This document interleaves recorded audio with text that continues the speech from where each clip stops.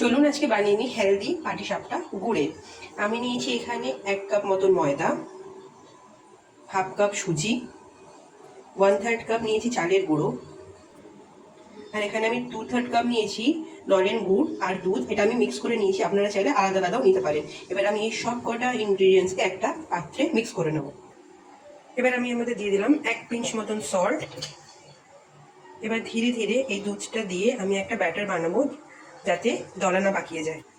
দেখুন আমার ব্যাটারটা এরকম ফ্লোই কনসিস্টেন্সি হবে, খুব বেশি ফ্লোই না, কারণ এর মধ্যে সুজি আছে। একে আমরা 1 ঘন্টার মতন রেস্টে দিয়ে দেবো, যাতে সুজিটা ভালো মতন করে ফুলে যায়।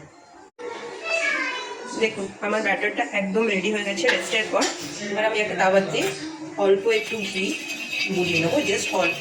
এবার 1 হাত করে আমি ব্যাটারটা দিয়ে পাতলা রুটির মতন এটাকে বানিয়ে নেব।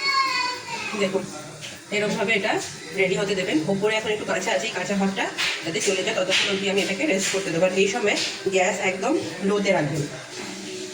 দেখুন কাঁচা ভাবটা চলে গেলে আমার এখানে খোয়া ক্ষীর আছে, এটা আমার বাড়িতে তৈরি। এই রেসিপিটা আমরা আমাদের চ্যানেলে দিয়ে দেবো। জাস্ট ক্ষীরটাকে এরকমভাবে দিয়ে জাস্ট এরকমভাবে এটাকে আমরা রোল করে নেব। দেখুন কি সুন্দরভাবে এটা রোল হয়ে যাচ্ছে।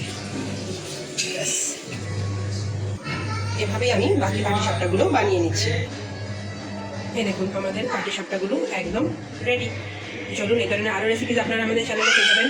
ততক্ষণের জন্য আমি তো চললাম এটা এনজয় করতে। বাই।